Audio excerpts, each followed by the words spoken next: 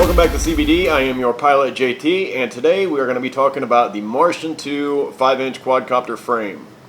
For the last 3 months, I've been using this frame. I've been flying it all over town. I do like the frame. There are just a couple things that I'm having some issues with, which is the reason I'm going to be switching this frame out and no longer using it. So to start with, one of the big things I do not like about it is the PDB. They're using the PDB as a structural piece to hold the frame together. And if you're not using the PDB, or the power distribution board, it's just tacky. It's just sitting there. It's an orangish red color, so it sticks out. I have absolutely no use for it, considering I'm using a 4-in-1 ESC. So I think whoever makes this frame should give you the option by adding a second piece in there that will allow you to tie this frame together without having to use the PDB as a structural item. Another thing that I'm having a problem with is cracking on the bottom plate. Right here along where the screws are, you'll see in the first layer of the carbon fiber there is some cracking going on, and it goes all the way across. I have to assume that it's due to bad carbon fiber. They say it's 3K carbon fiber. I don't think I believe that. This stuff's pretty flimsy. It doesn't hold up like a lot of the other frames do. Plus the top and the bottom plate are really, really thin. So I've decided no longer to use this frame, as much as I hate to get rid of it, because I actually do like it. I just wish they would have put a little bit more quality into it. So let's talk about what I do have inside the Martian frame. I am going to be taking this thing apart right here, and I'm going to show you exactly what I have inside and what I'm going to be doing with all these items that are in here. I'm going to be switching them over to a new frame. So let's get into it and see what I have.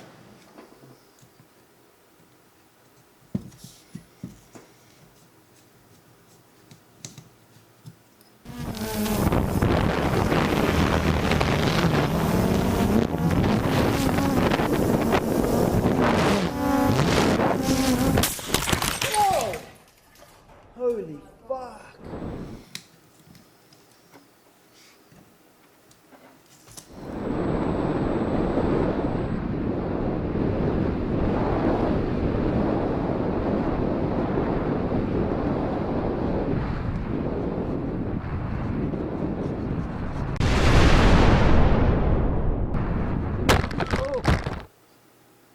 So inside the Martian 2 frame, I have the Hobbywing X Rotor 45 amp stack, and I always run 12 gauge silicone wires instead of the stock 14 gauge. Actually, I do believe that this stack does recommend 12 gauge, and they even send that in the pack. Most of the other 4-in-1 boards you'll get 14 gauge.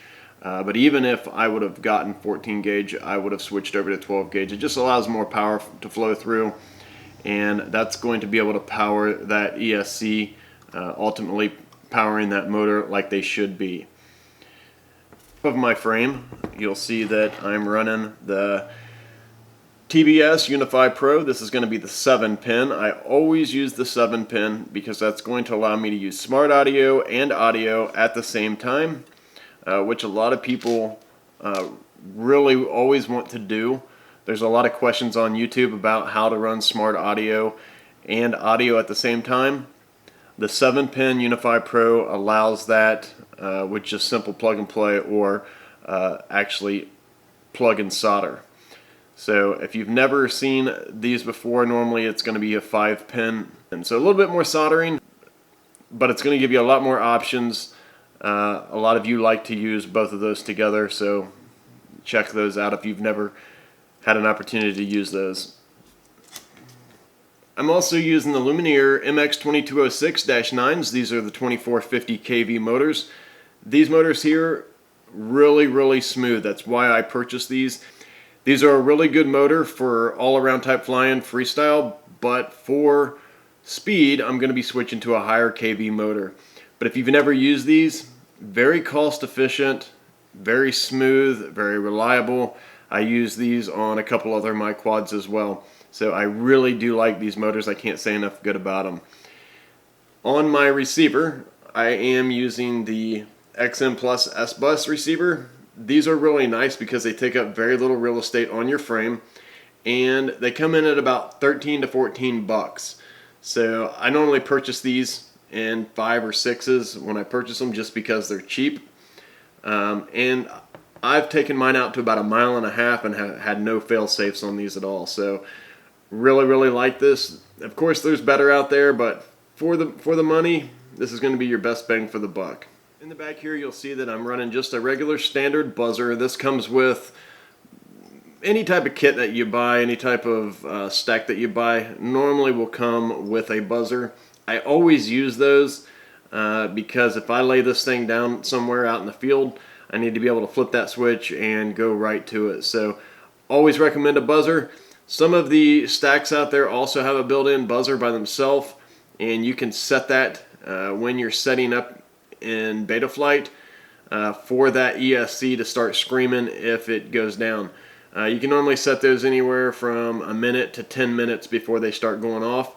I have both. So I have the buzzer going off from the ESC and the standard buzzer that you solder in to the board, which has a place right up top for it. So a couple little solder points and you're in business. Now for my receiver, for my goggles, I am using the Spironet V2. This is going to be by Immersion RC. This is a very popular antenna because it does take up very little real estate. It does bend, so if you were to happen to crash the thing, it's not going to break off. It's not going to put a lot of torque on your connection up top, and it just simply screws on and you're good to go. There's no having to try and find places to hook it up or even zip tie it down.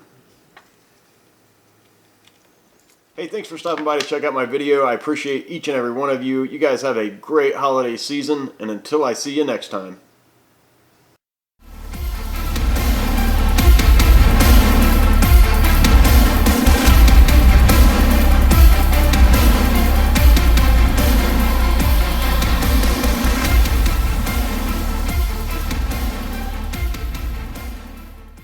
Hey, thanks for stopping by, checking out my new... me.